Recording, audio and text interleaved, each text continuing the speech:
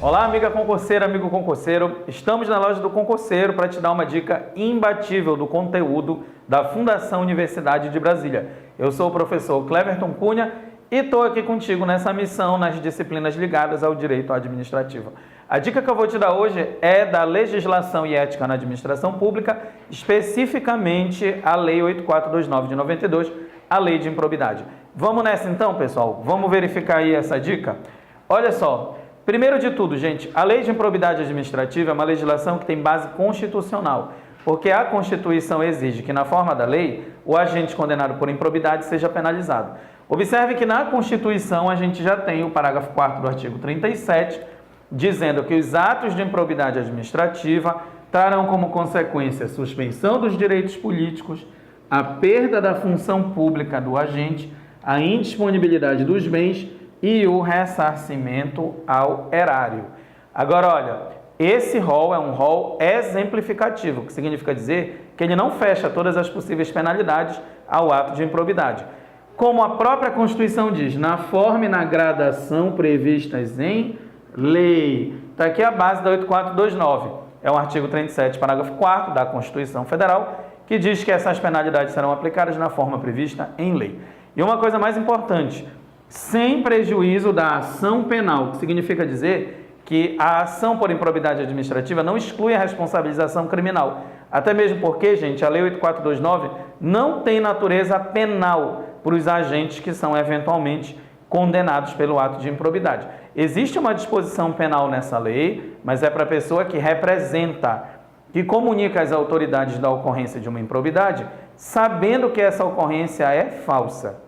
Nesse caso, a gente vai ter uma responsabilização penal. Mas observa que não é para o agente que cometeu a improbidade, é para uma pessoa que denuncia falsamente um agente ou outra pessoa envolvida em improbidade. Certo? Então, olha, sem prejuízo da ação penal, são essas algumas das penalidades aplicáveis pela Lei 8429. Agora, olha, gente, seguindo na lei especificamente, quem pode cometer os atos de improbidade? Primeiro, os agentes públicos.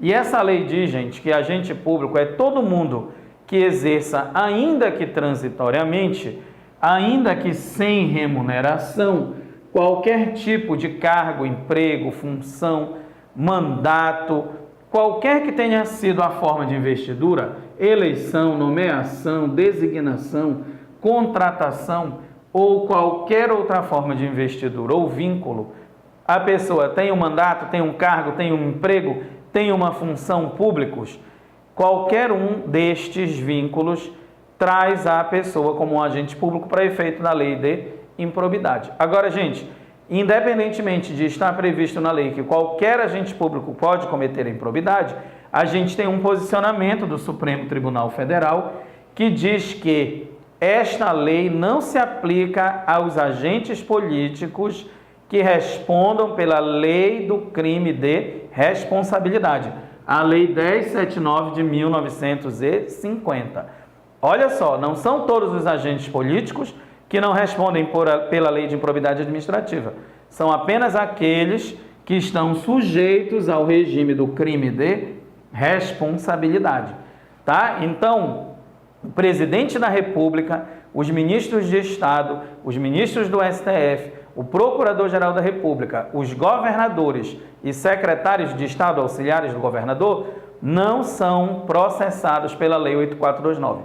São processados pela Lei 1079 de 1950, a Lei do Crime de Responsabilidade. Então, isto é uma posição jurisprudencial, isso é uma questão do STF. A lei não faz qualquer ressalva, diz que qualquer agente público pode ser condenado por improbidade. E mais, né? Não são só os agentes públicos que podem ser sujeitos ativos do ato de improbidade, ou seja, não são só os agentes públicos que são puníveis pela lei de improbidade. Também podem ser punidos os particulares, mesmo que não tendo qualquer tipo de vínculo que os transforme em agentes públicos. Quando eles podem ser punidos? Quando eles induzem, concorrem ou se beneficiam do ato de improbidade, de maneira direta ou indireta.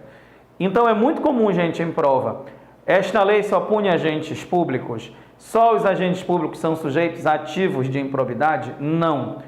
também são sujeitos ativos de improbidade particulares.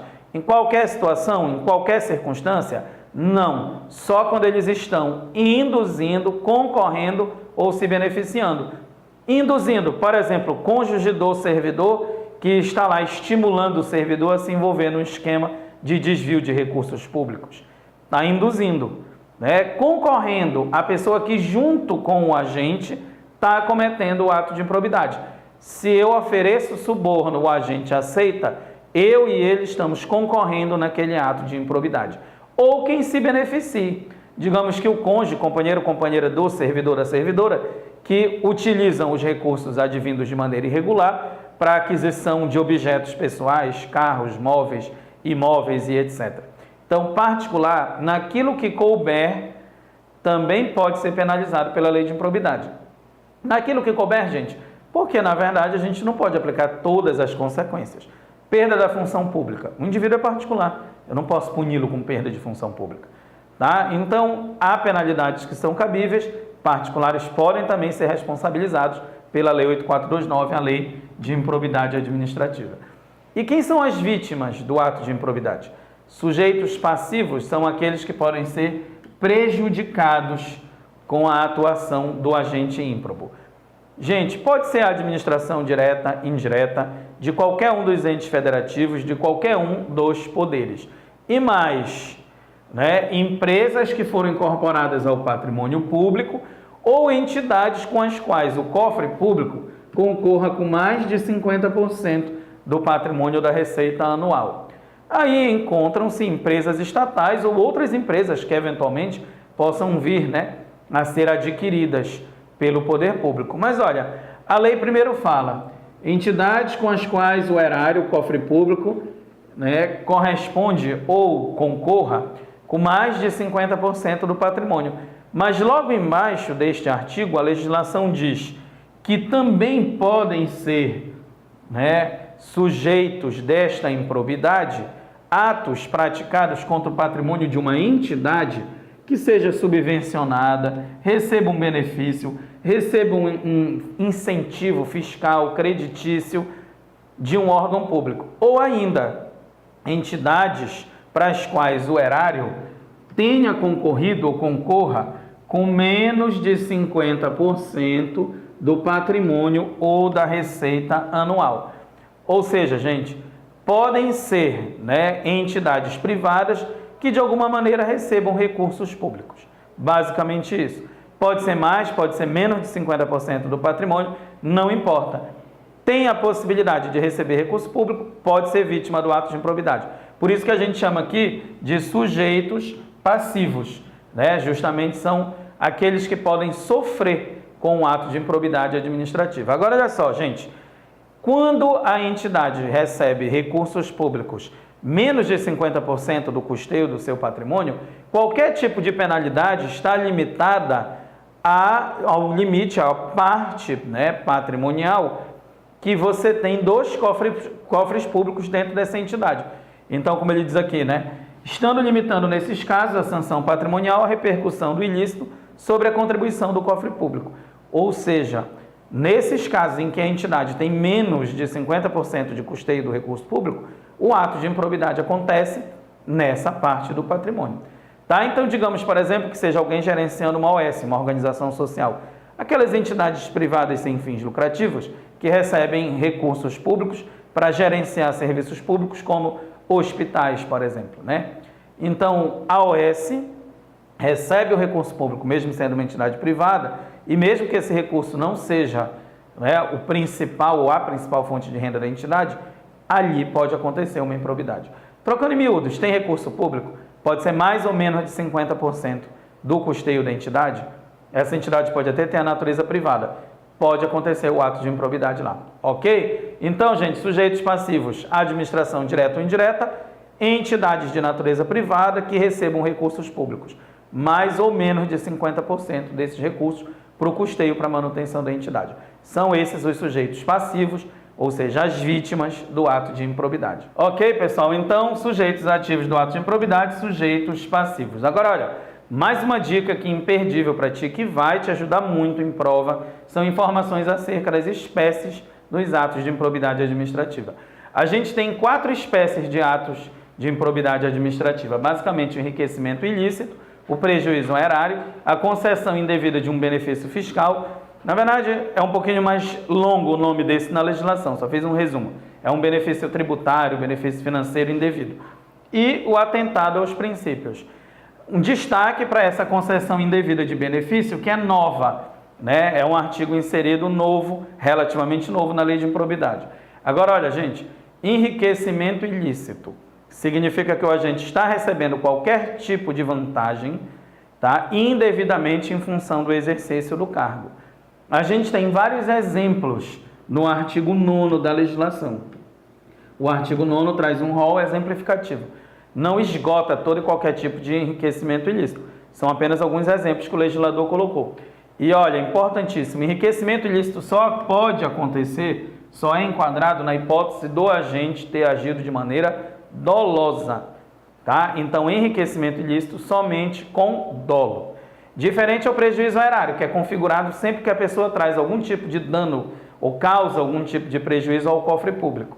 Aí, nesse caso, no artigo 10, também temos um rol exemplificativo, mas admite-se a forma dolosa ou a forma culposa.